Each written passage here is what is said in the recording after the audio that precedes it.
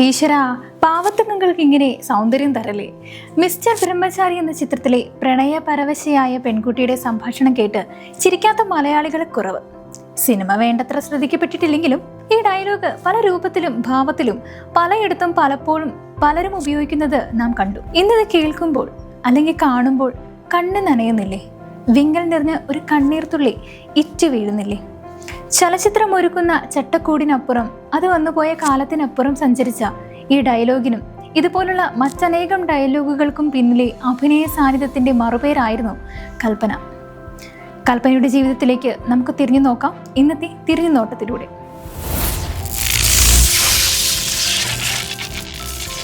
സാഹചര്യത്തിനനുസരിച്ച് പിറന്ന ഇത്തരം ഡയലോഗുകൾ കൽപ്പന എന്ന നടിയുടെ ഓർമ്മ കൂടാരമാണിനി. മരണം വന്ന് വിളിച്ചുകൊണ്ടുപോയിട്ടും കൽപ്പന ചിരിപ്പിക്കുന്നു. ദൈവമേ, പാവത്തുങ്ങൾക്ക് ഇത്രയും സൗന്ദര്യം തരല്ലേ എന്ന് പറഞ്ഞുകൊണ്ട്. ഞാൻ ഉണ്ടാക്കണമില്ല, പക്ഷെ എന്റെ മുഖം കണ്ടൂടാ. ഈശ്വരാ, പാവത്തുങ്ങൾക്ക് ഇങ്ങനെ സൗന്ദര്യം തരല്ലേ. തന്റെ അഭിനയ ജീവിതത്തിലെ ഏറ്റവും ശക്തമായ കഥാപാത്രങ്ങളിൽ ഒന്നിന് ജീവൻ കൊടുത്ത ശേഷം ആ കഥാപാത്രം പ്രേക്ഷകർക്കിടയിൽ ചർച്ചാ വിഷയമായി നിൽക്കുന്ന സമയത്ത് തന്നെ കാലയവനികയ്ക്കുള്ളിൽ മറയുകയെന്നത് ഒരു അഭിനേതാവിനെ സംബന്ധിച്ച് അപൂർവമായി സംഭവിക്കുന്ന ഒരു കാര്യമാണ്. അത്തരത്തിലൊരു വേർപാടായിരുന്നു മലയാളത്തിന്റെ ഹാസ്യരാജ്ഞി നടി കൽപ്പനയുടേത്. ശുദ്ധഹാസ്യത്തിലൂടെ പ്രേക്ഷകരെ നിറച്ചിരി സമ്മാനിച്ച കൽപ്പനയുടെ ഓർമ്മകൾക്ക് ഇന്ന് 9 വയസ്സ്. കൽപ്പന ജഗതി കോംബോ അഭിനയ ജീവിതത്തിലെ നല്ലൊരു ഭാഗവും ഹാസ്യ കഥാപാത്രങ്ങൾ മാത്രം അവതരിപ്പിച്ച് ആരാധകരെ സമ്പാദിച്ചു. ഒരു അഭിനേത്രിയെ സംബന്ധിച്ചിടത്തോളം ഹാസ്യരംഗമാണ് അഭിനയിച്ച് ഫലിപ്പിക്കാൻ ഏറ്റവും പ്രയാസമേറിയത്. തന്റെ വർഷങ്ങൾ നീണ്ട അഭിനയ ജീവിതത്തിലെ നല്ലൊരു ഭാഗവും ഹാസ്യ കഥാപാത്രങ്ങൾ മാത്രം അവതരിപ്പിച്ച് നമ്മുടെ മനസ്സിൽ അതിവേഗം കയറിപ്പറ്റിയ കലാകാരിയാണ് കൽപ്പന. രസകരമായ കഥാപാത്രങ്ങളാൽ സമ്പന്നമായ കൽപ്പനയുടെ ആദ്യകാല കഥാപാത്രങ്ങൾ 90കളിലെ പ്രേക്ഷകരെ രസിപ്പിച്ചതിന് കയ്യും കണക്കുമില്ല. ഡോക്ടർ പശുപതിയിലെ UDC കുമാരി, പൂക്കാലം വരവായിലെ ട്യൂഷൻ ടീച്ചർ, കാബൂളിവാലയിലെ ചന്ദ്രിക, ഗന്ധർവത്തിലെ കൊട്ടാരക്കര ഓമന, പിടക്കോഴി കൂവുന്ന നൂറ്റാണ്ടിലെ പൊന്നമ്മ, CD ഉണ്ണികൃഷ്ണനിലെ വീട്ടുജോലിക്കാരി ക്ലാര, നമ്പർ 1 സ്നേഹതീരം ബാംഗ്ലൂർ നോർത്തിലെ മെറ്റിൽഡ, ഇഷ്ടത്തിലെ മറിയാമ്മ തോമസ്, വെള്ളിത്തിരയിലെ പുഷ്പം, ബാംഗ്ലൂർ ഡേയ്സിലെ കുട്ടന്റെ അമ്മ, അങ്ങനെ എത്രയെത്രയോ കഥാപാത്രങ്ങൾ. എത്ര തവണ കണ്ടാലും വീണ്ടും കാണുമ്പോൾ അറിയാതെ പൊട്ടിച്ചിരി സമ്മാനിക്കുന്ന കഥാപാത്രങ്ങൾ. ജഗതിയോടൊപ്പം ഹാസ്യം അവതരിപ്പിച്ച് കട്ടയ്ക്ക് നിന്ന് കസറിയിട്ടുള്ള നടി കൂടിയാണ് കൽപ്പന.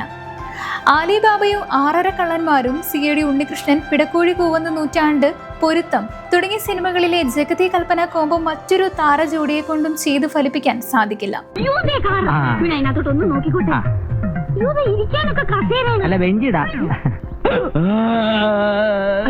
എന്റെ കൂടപ്പുറപ്പാ, വായുവിന്റെ ഉപദ്രവാ, ഒന്നും വിചാരിക്കല്ലേ. അങ്ങനെ വല്ല ഉപകാരം ഉണ്ടായിരുന്നെങ്കിൽ കൊള്ളായിരുന്നല്ലേ കുഞ്ഞെ. ഇത് ചുമ്മാ കന്നുകാലി കരയുന്ന പോലെ മനുഷ്യനെ പേടിപ്പിക്കാനല്ലാതെ യാതൊരു ഗുണവുമില്ല. നീ ഇതിനകത്ത് എങ്ങനെ കയറി? ഇതാരുടേതാ? ശ്രീദേവി കൊച്ചിന്റെ ചൂണ്ടിയതാ. എനിക്കെങ്ങനെയുണ്ട്? നർമ്മം മാത്രമായിരുന്നില്ല കൽപ്പനയ്ക്ക് വഴങ്ങുക.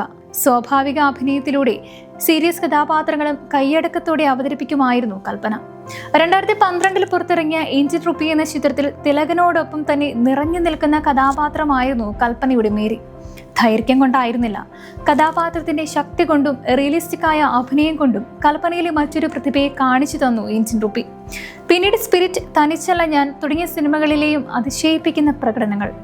കൽപ്പന ഏറ്റവും അവസാനമായി അഭിനയിച്ച സിനിമ മലയാളത്തിൽ പുറത്തിറങ്ങിയ മാർട്ടിൻ പ്രകാശ് ചിത്രം ചാർലി ആയിരുന്നു.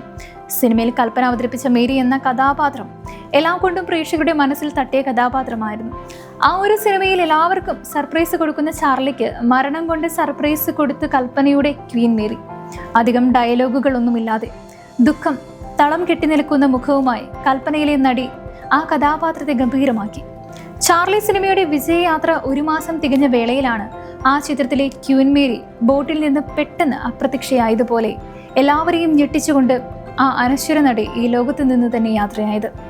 ജഗതിയോടൊപ്പം ഹാസ്യം അവതരിപ്പിച്ച് കട്ടയ്ക്ക് നിന്ന് കസറിയിട്ടുള്ള നടി കൂടിയാണ് കൽപ്പന. 2016 ജനുവരി 25 ഹൈദരാബാദിൽ അവർ താമസിച്ചിരുന്ന ഹോട്ടലിൽ രാവിലെ ബോധരഹിതയായി കണ്ടെത്തുകയായിരുന്നു. ഉടൻ തന്നെ അപ്പോളോ ആശുപത്രിയിൽ എത്തിച്ചെങ്കിലും അവിടെ എത്തിക്കും മുൻപേ മരണം സംഭവിച്ചിരുന്നു. ഹൃദയ കരൾ സംബന്ധമായ അസുഖത്തിന് ചികിത്സയിലുമായിരുന്നു.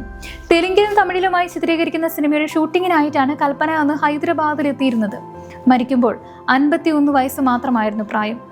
നാടക പ്രവർത്തകരായ VP നായരുടെയും വിജയലക്ഷ്മിയുടെയും മകളായ 1965 ഒക്ടോബർ 5 ജനിച്ചു. ബാലതാരമായി സിനിമാ ജീവിതം ആരംഭിച്ച കൽപ്പന വിടരുന്ന മുട്ടുകൾ, ദിഗ്വിജയം എന്നീ ചിത്രങ്ങളിലാണ് ആദ്യം വേഷമിട്ടത്. അരവിന്ദന്റെ പോക്കുവെയിലാണ് കൽപ്പനയിലെ നടിയെ അടയാളപ്പെടുത്തിയത്. ഭാഗ്യരാജിനൊപ്പം ചിന്നവീട് എന്ന ചിത്രത്തിലൂടെ തമിഴകത്ത് സാന്നിധ്യം അറിയിച്ച കൽപ്പന സതി, ലീലാവതി ഉൾപ്പെടെ നിരവധി തമിഴ് ചിത്രങ്ങളിലും വേഷമിട്ടു.